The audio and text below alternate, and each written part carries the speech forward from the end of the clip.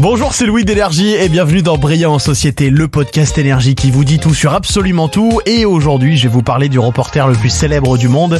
Il reste une légende absolue dans le monde de la bande dessinée, difficile de ne pas le reconnaître. Il s'agit bien évidemment de Tintin. Une chose est sûre, sa création est devenue une icône intemporelle. Avec 230 millions d'albums vendus dans le monde, on peut dire aujourd'hui que les générations qui ont suivi les aventures aux quatre coins du monde du blondinet à Houppette sont très nombreuses. Mais pour comprendre l'immensité de ce personnage, il est essentiel de replonger un peu dans la biographie de son fondateur, Hergé. Hergé, Georges Rémy, de son vrai nom, né en 1907. On est en Belgique et il se passionne dès son plus jeune âge pour le dessin. D'abord dessinateur amateur d'une revue scout, il commence à signer ses planches de son nom d'artiste en 1924. Il est l'un des premiers auteurs francophones à reprendre le style américain de la bande dessinée avec les bulles. On l'appelle pas le père de la BD européenne pour rien. Quelques mois plus tard, il entre au quotidien Le XXe siècle et en 1929, il crée le personnage de Tintin dans le même magazine, ce jeune reporter accompagné par son fidèle chien Milou. Hergé raconte qu'il a conçu ce personnage en 5 minutes et que pour le dessiner, il s'est inspiré du visage, du caractère et des gestes de son frère cadet Paul Rémy. Sa première aventure, c'est Tintin au pays des soviets. Alors c'est une satire politique qui établit les bases du style graphique et narratif d'Hergé. Au fil des années, Tintin parcourt le monde, résout des mystères, combat l'injustice et rencontre tout un tas de personnages inoubliables. L'une des caractéristiques distinctives des aventures de Tintin, c'est que Hergé recherche l'exactitude historique. Il fait des recherches approfondies et fait son maximum pour représenter fidèlement les pays visités par Tintin, ce qui apporte à ses albums un grand réalisme. Tintin, c'est l'idéal du héros intrépide. Son intelligence, son courage et son sens de la justice en font un personnage admiré par des lecteurs de tout âge. Et puis surtout, il y a son look franchement inimitable avec sa fameuse houppette et sa veste beige, son pantalon de golf aussi, bref, un vrai emblème. Ce qui fait souvent débat, c'est l'âge exact de Tintin. Ça, c'est une vraie question. C'est vrai qu'il n'est pas franchement grand et qu'il a des traits juvéniles, ce qui fait dire à certains que c'est un enfant, mais c'est faux. Il habite seul avec Milou, son chien, il a son permis de conduire, on le voit souvent conduire, il pilote même des avions, et il a un métier, bref. Non seulement c'est un adulte, mais il est même un peu plus débrouillard que la plupart, version MacGyver. D'ailleurs, Hergé raconte dans une interview qu'il est jeune, mais que cette ambiguïté permet d'aider le lecteur, que ce soit enfant ou adulte, à s'identifier à lui. L'autre truc qui est génial avec Tintin, c'est qu'il passe littéralement tout son temps à l'étranger, il a une vie de rêve, franchement. Ses péripéties le mènent de l'Allemagne à la France, de l'Islande à la Suisse, de la Russie à l'Arabie Saoudite, de la Chine au Tibet, sans compter les États-Unis, le Pérou, le Congo, l'Égypte ou encore le Maroc. Et puis il se rend même dans des pays fictifs, comme par exemple la Bordurie, la Moldavie ou encore le Nuevo Rico. Bref, des aventures à faire pâlir d'envie les globetrotters les plus chevronnés. Ce qui est intéressant aussi, c'est l'évolution du personnage au fur et à mesure des albums. Dans ses premières aventures, Tintin n'existe que par ses actes. Il n'a pas de nom, pas de famille et à peine un visage. Dans Tintin au pays des soviets, il passe de la naïveté à la débrouillardise et Hergé a même dit qu'au début, Tintin était un peu une blague entre copains et qu'il pensait pas qu'il allait survivre à sa première aventure. Mais par la suite, il devient carrément badass. En fait, Tintin, c'est vraiment l'incarnation du bien qui lutte contre le mal. Il se bat contre toutes sortes de méchants, des trafiquants de drogue, des mafieux, des marchands d'esclaves.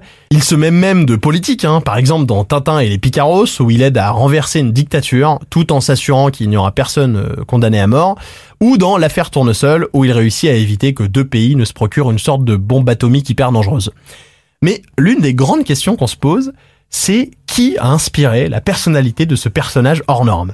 Et là, il faut le dire, les ressemblances entre le jeune journaliste et son père de fiction Hergé sont très nombreuses. Déjà, pour imaginer son héros, Georges Rémy alias Hergé s'est inspiré de l'univers de la presse qu'il connaît super bien. D'ailleurs, il dit lui-même que Tintin est né en 1929 et que c'est l'année des grands reporters comme Albert Londres, par exemple. Ensuite, Tintin véhicule les valeurs qui sont chères à l'auteur, à savoir la lutte contre le mal, le courage, la ténacité. Mais Tintin ne serait pas Tintin sans ses personnages secondaires aussi. Du capitaine Haddock à la diva Bianca Castafiore, en passant par le professeur Tournesol, ils apportent tous leur propre saveur aux histoires. Hergé a d'ailleurs dit « Mes personnages viennent de moi, ce sont mes tripes. En dessinant, je me suis découvert moi-même. » Alors on va faire le tour un petit peu. Forcément, je vais commencer par le capitaine Haddock, parce que Hergé a toujours affirmé que c'était celui qu'il préférait. Sa popularité s'explique par sa complexité. La première rencontre entre Tintin et Haddock est d'une violence inouïe. Le marin est en plein délirium tremens, c'est-à-dire qu'il délire à cause de l'alcool. Il faut une 20aine de pages avant qu'il ne prenne de l'épaisseur lorsqu'il marche dans le désert et qu'il se met à invectiver des brigands avec les jurons qui feront sa célébrité derrière. Haddock, il a quelque chose d'infantile dans son comportement, ce qui contraste avec l'attitude toujours très pragmatique de Tintin, qui est nettement plus adulte, alors qu'il paraît beaucoup plus jeune d'ailleurs. On peut dire que Hergé a eu l'audace d'imposer un héros alcoolique et belliqueux, ce qui prouve que ses BD sont tout sauf moralisantes. Ensuite, il y a la Castafiore, librement inspirée par la diva Maria Callas, mais si la première a bouleversé l'univers de l'opéra, la seconde est surtout connue pour enquiquiner son entourage avec son morceau préféré, surtout le capitaine Haddock, pour qui elle a un petit faible. On dit aussi que Hergé se serait inspiré de sa tante Nini, qui, quand il était petit, avait l'habitude de faire partager à toute la famille la puissance de ses cordes vocales. Il y a aussi Chang, le grand ami de Tintin, qu'on découvre dans Le Lotus Bleu, puis qu'on recroise dans Tintin au Tibet, et qui a réellement existé, ça c'est fou.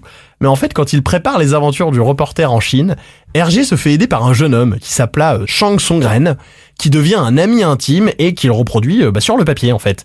Le Chang fictif est le premier vrai ami de Tintin, pour qui il verse même quelques larmes quand il le quitte. Et puis il y a mes préférés, on peut pas finir sans eux, les Dupont et Dupont. Eux, ils sont presque dans tous les albums de Tintin, c'est des vrais sosies qu'on différencie seulement grâce à leurs moustaches, chacune ayant sa petite particularité. Pour les spécialistes, ils ont été inspirés par le père et l'oncle d'Hergé, donc Alexis et Léon Rémy, pour être précis, qui étaient de vrais jumeaux et qui s'habillaient presque à l'identique, moustache inclus. Avec ces deux personnages farfelus, Hergé a voulu parler de ces gens qui font passer leur conscience professionnelle avant leur humanité, jusqu'au point où ils arrêtent parfois Tintin. Pour comprendre pourquoi Tintin est aussi légendaire, il faut quand même citer l'humour des albums. Hergé est un maître des jeux de mots, des situations invraisemblables et des personnages excentriques, ce qui donne aux aventures de Tintin une dimension ludique, totalement universelle. D'ailleurs, en parlant d'universel, il y a aussi les thèmes abordés, par exemple, comme la lutte contre l'injustice, la défense des opprimés ou la quête de la vérité qui transcendent les frontières culturelles. Parce que Tintin est plus qu'un reporter voyageur, c'est vraiment un personnage qui incarne des valeurs morales et éthiques sans faille. Le succès de Tintin, on peut aussi l'expliquer par sa qualité artistique, des bandes dessinées d'Hergé, avec son style épuré et son souci du détail. Bref, la légende de Tintin perdure grâce à cette combinaison unique entre ingéniosité artistique, profondeur des personnages, qualité narrative et pertinence des thèmes abordés. Le petit reporter à la houppette reste une icône qui nous rappelle que l'aventure, la vérité et la justice sont des idéaux qui traversent le temps. Bref, je vous laisse parce que j'ai envie de me replonger dans un album de Tintin.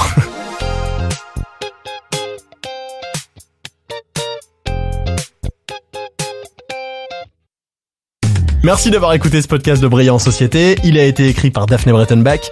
Je suis Louis, animateur sur Énergie, et je vous donne rendez-vous très vite pour un nouvel épisode.